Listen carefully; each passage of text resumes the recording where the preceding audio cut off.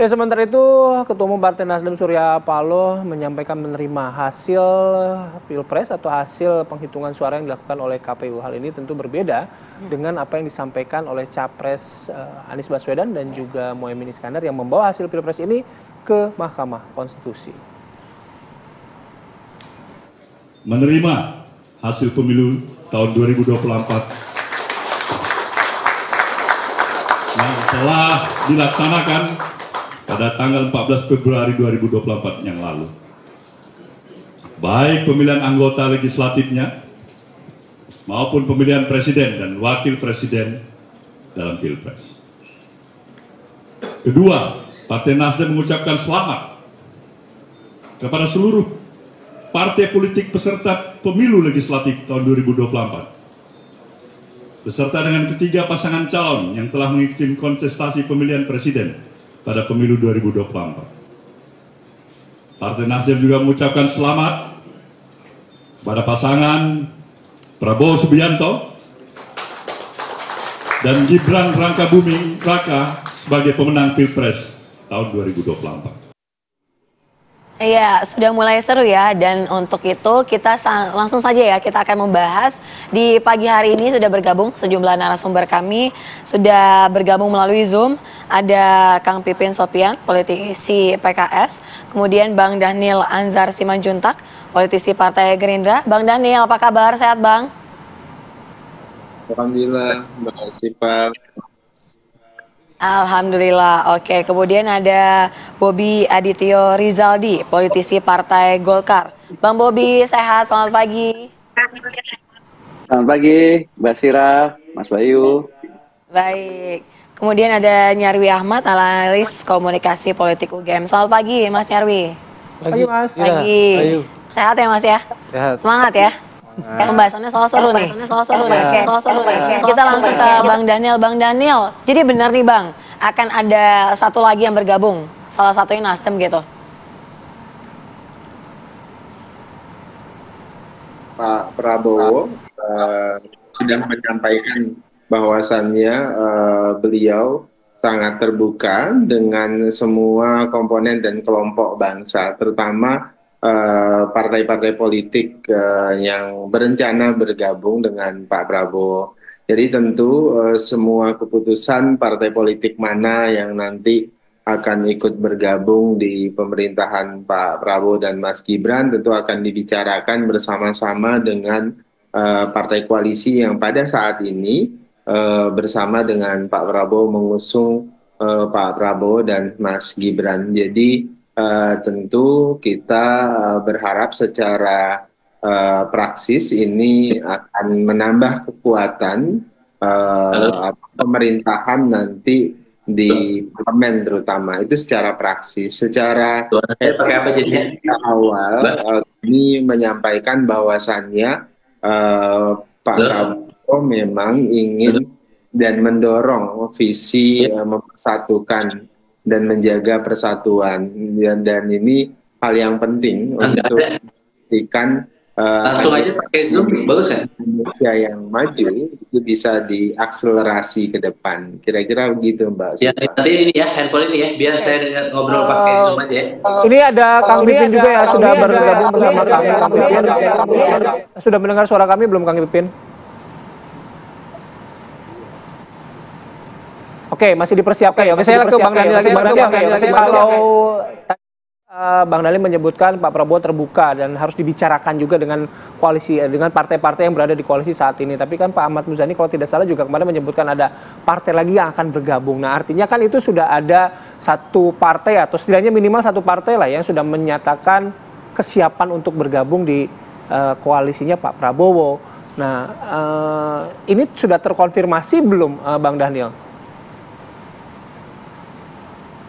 Semuanya memang sudah menyampaikan, beberapa partai lah sebut begitu, termasuk saya tidak ingin mendahului, yang jelas beberapa partai sudah menyampaikan bahwasannya keinginan itikat untuk bergabung dengan pemerintahan Pak Prabowo dan Mas Gibran.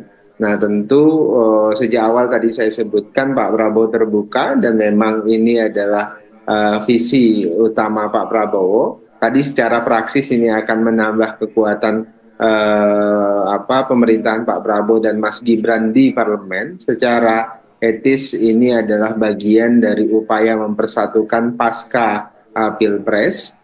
Nah, tentu tadi saya sebutkan setelah Pak Prabowo terbuka dan kemudian ya Pak Prabowo akan bicara dengan seluruh partai koalisi. Itu etisnya begitu kira-kira, dan tentu kita terbuka untuk bicara dengan semua partai, termasuk dengan PDI dan Oke, tapi akan ada kelanjutan tidak begini, selain menunggu ataupun sudah memberi respon gitu bahwa komunikasi politik ini dibuka selebar-lebarnya, tapi paling tidak apa ada rencana begitu Prabowo akan menemui beberapa partai politik lainnya di luar koalisi? Pak Prabowo tadi di awal waktu akan menunjukkan bahwasannya beliau akan berkomunikasi dengan rival-rival beliau, partai politik maupun rival-rival yang bertarung di Pilpres kemarin. Jadi Pak Prabowo pasti akan berkomunikasi dengan semua pihak. Oke. Saya ke Bang Bobi ya, Bang. Dengan adanya tadi Bang Daniel menyebutkan ada 1-2 lah yang sudah mulai menyatakan niat gitu dan nyolek-nyolek itu mau bergabung ke koalisinya Pak Prabowo. Nah, dalam hal ini posisinya Golkar bagaimana? Apakah ini juga akan mempengaruhi misalnya partai-partai yang dari awal sudah mendukung Pak Prabowo dan juga Mas Gibran? Ya, terima kasih Mas Bayu. Jadi paling utama adalah kami Partai Golkar tentu menyambut terbuka kiranya ada partai-partai lain yang sebelum koalisi di luar koalisi kita ini untuk bergabung. Karena tadi sudah disampaikan juga pada pidato beliau pada saat sudah diumumkan bahwa narasi persatuan dan kesatuan itu sangat kuat. Dan ini tentunya merupakan kewenangan dari Presiden terpilih Bapak Prabowo dan juga Mas Gibran. Sehingga kami sebagai partai koalisi tentu dengan lapang hati dan juga sangat terbuka untuk bergabung partai-partai lain. Karena betul yang disampaikan tadi oleh Bang Daniel bahwa nantinya ini akan memperkuat dan juga mengawal kebijakan-kebijakan khususnya di parlemen. Karena kalau kita lihat di negara-negara besar lainnya seperti misalkan di Jepang, di Korea Selatan pada awal-awal mereka membangun dengan tempo yang sangat cepat, itu adalah utamanya modal politik, pengambilan keputusan itu harus cepat. Nah, pengambilan keputusan yang cepat itu salah satunya adalah banyak bergabungnya fraksi-fraksi di parlemen, sehingga inilah yang mampu mempercepat semua rencana-rencana ke depan. Oke. Tapi sepengetahuan Golkar gitu ya, benar nggak salah satu partainya itu adalah Nasdem? Kalau itu kami belum tahu itu, baru melihat dari media saja. Tetapi siapapun itu tidak akan ada masalah selama memang partai-partai tersebut ya memang sudah mengakui kemenangan dari Bapak Prabowo dan Mas Gibran. Oke, kita ke Kang Pipin ya. Kang Pipin, kalau misalnya itu tadi kita sudah dengarkan dari Golkar, dari juga Gerindra gitu ya. Artinya Prabowo Subianto dan Gibran Rakabuming Raka ini menerima siapa saja jika ingin memang bergabung begitu. Nah, kalau dari PKS sendiri bagaimana gitu? Karena kan melihat kemarin itu sempat ada statement bahwa kalau hak angket itu tidak layak jumlahnya, jadi ya udah nggak usah aja gitu. Artinya ini sudah menerima hasil pemilu dan siap bergabung?